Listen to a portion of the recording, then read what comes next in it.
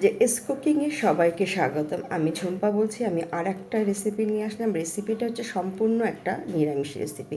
তার জন্য একটু নারকেল, সাদা কালো সর্ষে, 3টে কাঁচা লঙ্কা আর চাল কুমড়োর অর্ধেক নিয়েছি। নিয়ে এটাকে আমি চৌকো আকারে গ্রেটারে গ্রেট করে নেব। আমি যে সাইডটা দিয়ে পাতলা পাতলা করে স্লাইস করে কাটা হয় সেই সাইডটা দিয়ে এটাকে আমি গ্রেট করে নিচ্ছি। শেপটা হবে পাতলা পাতলা, চৌকো চৌকো। তাতে কী হবে, এই চাল কুমড়োর যে আমি যে রেসিপিটা বানাবো সেটা কিন্তু ভীষণ ভালো লাগবে খেতে। আচ্ছা, এটা একটা সম্পূর্ণ নিরামিষ রেসিপি। নিরামিষের দিন এটা কিন্তু ভীষণ একটা টেস্টফুল একটা রেসিপি। যে চৌকো চৌকো করে এরকম পাতলা পাতলা করে এটাকে এভাবে করে কেটে নিতে হবে। এরপরে এর মধ্যে যেটা দেব, যে আমি সর্ষেটা দেখালাম, সেই সর্ষে আর 3টে কাঁচা লঙ্কা আমি এর মধ্যে পেস্ট করে নিয়েছি, সেটা আমি এর মধ্যে দিয়ে দিলাম। আর নারকেল, অল্প একটু নারকেল ওটা কুড়িয়ে নিতে হবে। হ্যাঁ, সেই নারকেলটা দেবো। এখানে হলুদ দিলাম পরিমাণ মতো, একটু লবণ দিলাম আর একটু নারকেল কোড়ানো দিলাম।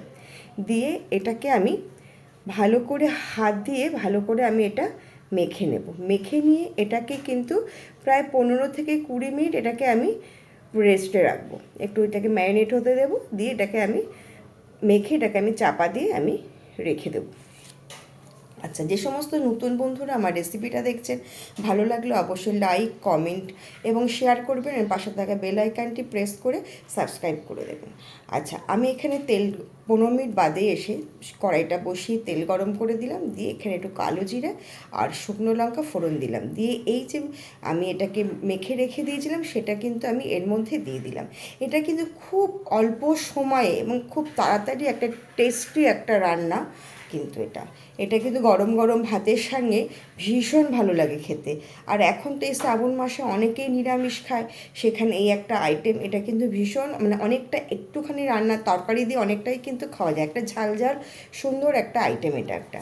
আচ্ছা, এইভাবে নাড়াচাড়া করে এটাকে কিন্তু আমি চাপা দিয়ে দেবো। বেশিক্ষণ কিন্তু এটা চাপা দিতে হবে না, মিনিট 5। আর একটুখানি টেস্টের জন্য, একটুখানি স্বাদের ব্যালেন্সের জন্য একটু আমি চিনি দিয়ে দিলাম। চিনি দিয়ে এটাকে নাড়াচাড়া করে এইবার আমি চাপা দিয়ে দেবো। একদম মিডিয়াম টু লো ফ্লেমে রেখে দেবো 5 মিনিট। বেশিক্ষণ কিন্তু এটা রাখতে লাগবে না। জলটা টেনে গেলেই কিন্তু রান্নাটা কিন্তু হয়ে যাবে।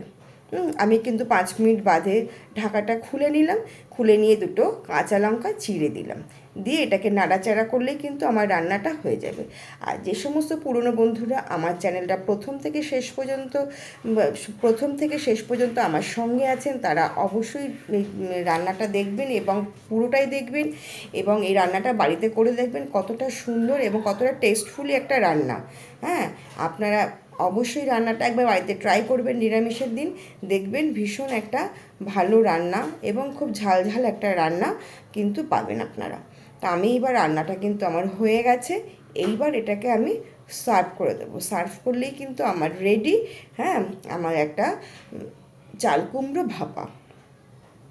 এই রেসিপিটার নাম হচ্ছে, এটা হচ্ছে চাল কুমড়ো ভাপা। ভীষণ একটা সুন্দর একটা টেস্টফুলি রান্না, নিরামিষ রান্না এবং খুব কম উপকরণ দিয়ে খুব কম সময়ে কিন্তু এই রান্নাটা কিন্তু করা যায়। আমার রান্না কিন্তু হয়ে গেছে, সার্ভ করা হয়ে গেছে। অসংখ্য ধন্যবাদ যারা আমার সঙ্গে আছেন।